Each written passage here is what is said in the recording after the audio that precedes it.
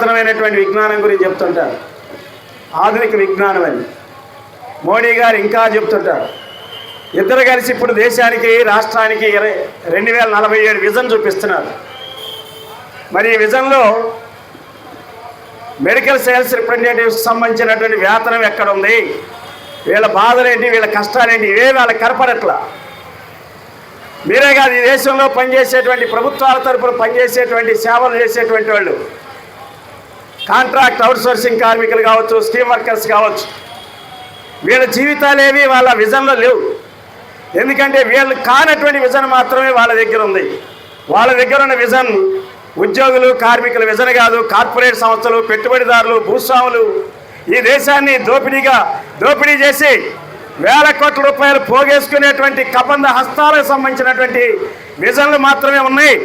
అందుకని ఆ విజన్లు మార్చాలి మనం.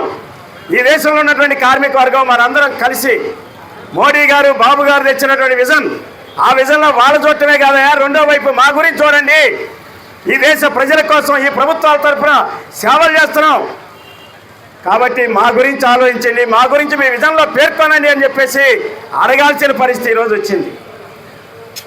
ఇంకా విచిత్రం ఏంటంటే, మన రాష్ట్రంలో ఒక ఎమ్మెల్యే, ఎమ్మెల్సీ నెలకి పేపర్ చదువుకోవటానికి ప్రభుత్వం ఇస్తున్నటువంటి డబ్బులు 23,000 రూపాయలు. జీతభత్యాలతో సంబంధం లేదు, కేవలం పేపర్ చదువుకోవటానికి ఇస్తున్న డబ్బులు 23,000 రూపాయలు. ఎవడబ్బ సొమ్మిది? నీవు, నేను, ఈ దేశంలో ఉన్నటువంటి, రాష్ట్రంలో ఉన్నటువంటి ప్రజానీకులందరూ ఉప్పు మీద, పప్పు మీద, బెల్లం మీద, చింతపండు మీద, మందుల మీద కట్టినటువంటి డబ్బులు. ఈ డబ్బులు తీసుకెళ్లి ఎమ్మెల్యేలు, ఎమ్మెల్సీలకి కేవలం పేపర్ చదువుకోవటానికి 23,000 ఇస్తున్నారు. మరి మన కుటుంబాలు బతకాలంటే, ఇద్దరు భార్యాభర్తలు, ఇద్దరు పిల్లలు బతకాలంటే వాడు చెప్పే లెక్క ప్రకారం 13,480 రూపాయలతో బతకటం సాధ్యమవుద్దా? ఇవాళ మోడీ గారిని, చంద్రబాబు గారిని మనం ఒకటి అడుగుతా ఉన్నాం, అయ్యా ఈ 13,480 రూపాయలతో మీరు, మీ కుటుంబాలు బతికి చూపించండి ఒక నెల అని చెప్పేసి సవాలు ఇస్తుతా ఉన్నాం ఈ ప్రభుత్వానికి.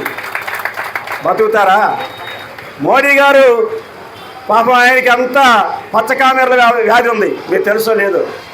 ఎప్పుడైనా మన వాళ్ళు మందులు అడిగాడో లేదు తెలియదు. ఎందుకనంటే ఆయన చెప్పే సిద్ధాంతం రోజుకు 178 రూపాయలు సరిపోద్దంట కుటుంబం బాగా బతకటానికి. 178 రూపాయలు. ఎందుకని 178 రూపాయలు చెప్తున్నారు?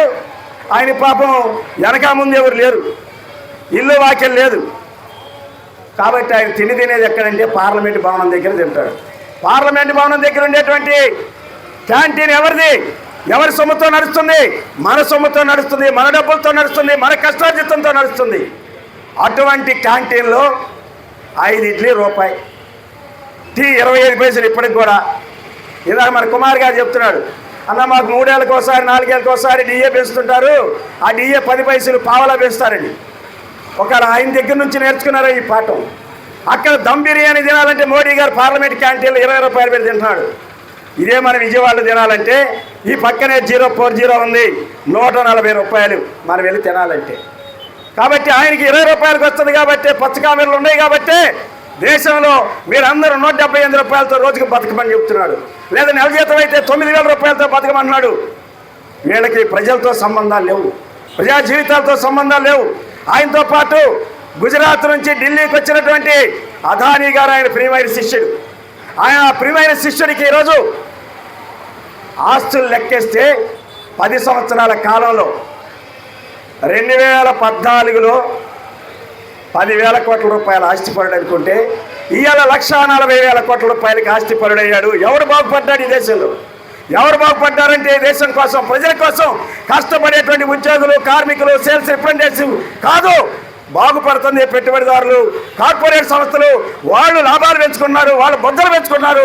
ఈ రకంగా దేశ సంపద అంతా కొద్దిమంది చేతుల్లోకి పోతూ ఉంది.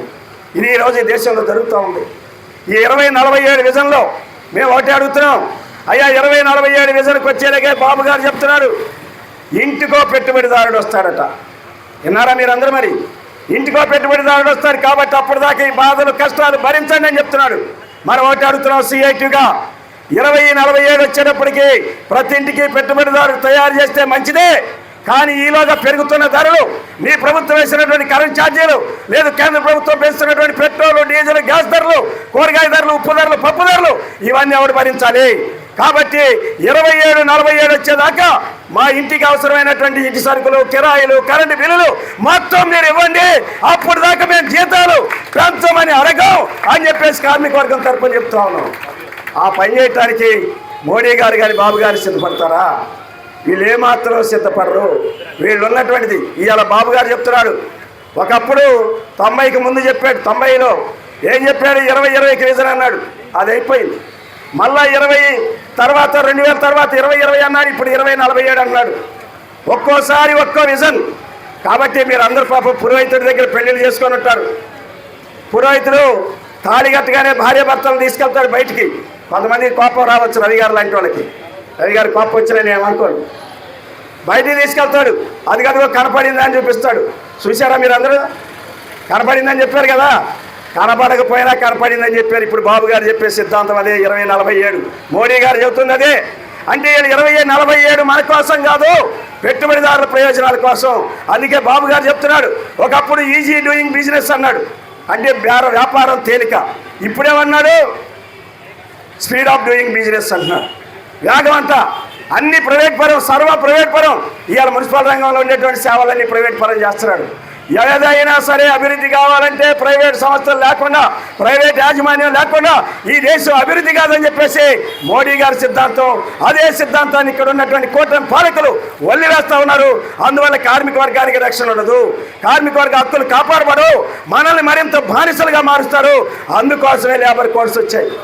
ఈ లేబర్ కోడ్స్ తెచ్చింది మన నోరు నొక్కటానికి, మనం ఏదైనా మాట్లాడితే ప్రశ్నిస్తే జైల్లో పెట్టి కుక్కటానికి, దేశద్రోహాలను ముద్రేసి మనల్ని చిత్రవత చేయడానికి తెచ్చినటువంటి లేబర్ కోడ్స్.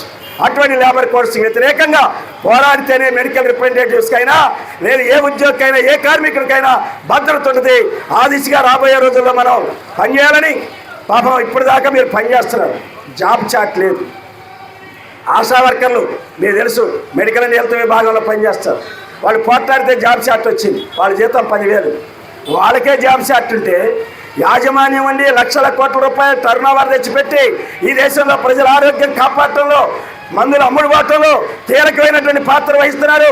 అంతేకాదు రాష్ట్రానికి, కేంద్రానికి కోట్ల రూపాయల పన్నుల ఆదాయం తెచ్చిపెడుతున్నటువంటి మీకు మాత్రం జాబ్ చాట్ లేదంటే ఇంతకంటే ఘోరమైంది, దుర్మార్గమైంది ఇంకోటి లేదు. ఈ ప్రభుత్వానికి సిగ్గు ఎగ్గు ఉంటే తక్షణమే మీ జాబ్ షాట్ నిర్వహించాలి, విడుదల చేయాలి. ఆ రకమైనటువంటి దానికోసం మీరు పోరాటం చేయండి. మీ పోరాటానికి సిఐటిగా ఉండే అన్ని సంఘాల నుంచి, అన్ని రంగాల నుంచి మద్దతు కోరగడతాం. మీ పోరాటానికి తోడుగా మీతో పాటు ప్రత్యక్షంగా పాల్గొనడానికి మేము ఎల్లవేళ సిద్ధంగా ఉంటామని చెప్పేసి తెలియజేస్తూ నాకు అవకాశం ఇచ్చిన మీకు, మీ నాయకత్వానికి ధన్యవాదాలు. సెలవు.